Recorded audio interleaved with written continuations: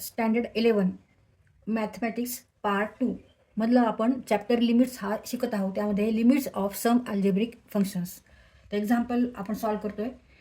Solve example मधलं पहिलं example, limit x tends to 1 in bracket x square plus 5x plus 8. इथे आपल्याला ह्याचं लिमिट काढायचं आहे, हे सॉल्व करायचं आहे.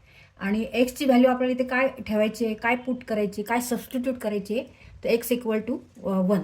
कारण एक्स टेन्स टू 1, एक्सची व्हॅल्यू ही 1 म्हणजे 1च्या जवळजवळ आहे.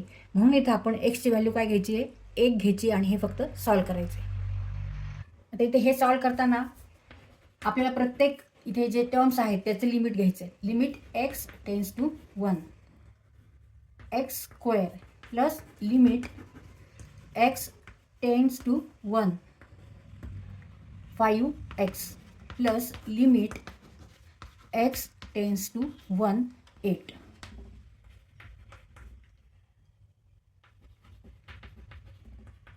सोल्युशन. आता लिमिट एक्स स्क्वेअरचं आपल्याला लिमिट काढायचं आहे. When x tends to 1 square plus 5 into 1 plus 8. 8 is here constant. Here is no any variable. So take only here 8. इथे एक्स हा प्रत्येक व्हेरिएबल आहे, पण इथे कोणताही व्हेरिएबल नाही. म्हणजे 8 इथे काय आहे, हा कॉन्स्टंट नंबर आहे, कॉन्स्टंट आहे. त्याच्यामुळे तो आपण जशाचा तसा घ्यायचा आहे. 1 square means 1 plus 5 into 1 5 plus 8. 1x okay 6 plus 8 equal to 14. Therefore answer of this example is 14. इथं आपण ह्या एक्सप्रेशनचं लिमिट काढले. When x tends to 1. Here x is variable. X काय आहे, इथे व्हेरिएबल आहे आणि त्याची व्हॅल्यू काय घ्यायची आपल्याला, तर जिथे लिमिट्स आहे, काय लिमिट आहे, तर एक्स टेन्स टू 1. एक्सची व्हॅल्यू ही 1च्या जवळ आहे, जवळजवळ आहे. म्हणजेच एक्स इक्वल टू ते 1 घ्यायची आपल्याला. आणि ह्या एक्सप्रेशनमध्ये आपण मग प्रत्येक टर्मचं लिमिट घेतलेलं आहे आणि एक्सची व्हॅल्यू आपण इथे 1 ठेवली आहे आणि मग आपण ॲडिशन केली equal to 14. Therefore answer is 14. Limit of x tends to 1 x square plus 5x plus 8 equal to 14. तर सेकंड एक्झाम्पल आहे, limit x tends to 3 in bracket 4x plus 5 in another bracket x minus 3. तर ह्याचं आपल्याला limit काढायचं आहे ह्या एक्सप्रेशनचं. पण इथे दोन्हीमध्ये काय आहे, मल्टिप्लिकेशन आहे, गुणाकार आहे. आणि इथे व्हेरिएबल काय आहे, x. X is here variable. X is variable. आणि लिमिट कसं आहे, तर एक्स टेन्स टू 3 म्हणजे एक्सची व्हॅल्यू ही 3च्या जवळजवळ आहे, म्हणजेच 3 घ्यायची आपल्याला. पण आता हे सॉल्व करताना आपल्याला आधी ह्याचं लिमिट काढावं लागेल आणि ह्याचं लिमिट काढावं लागेल आणि नंतर आपल्याला काय करावं लागेल, त्यांचा गुणाकार करावा लागेल. Solution. Limit x tends to 3 4x plus 5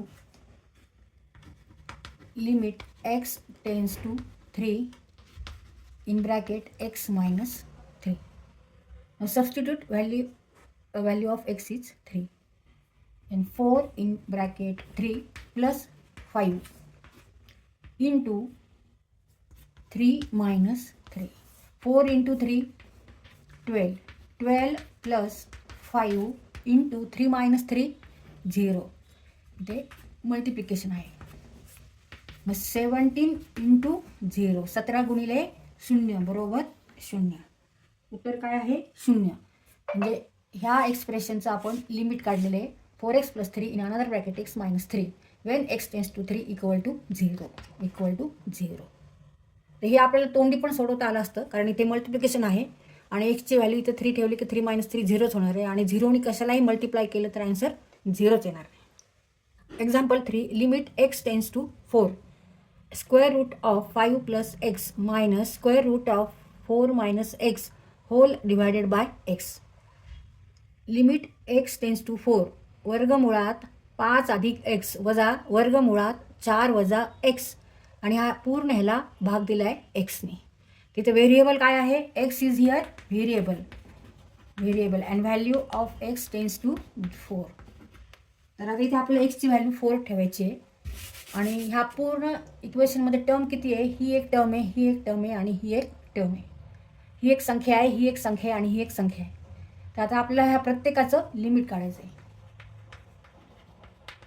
आणि नंतर सॉल्व करायचं. मग limit x tends to 4 square root of 5 plus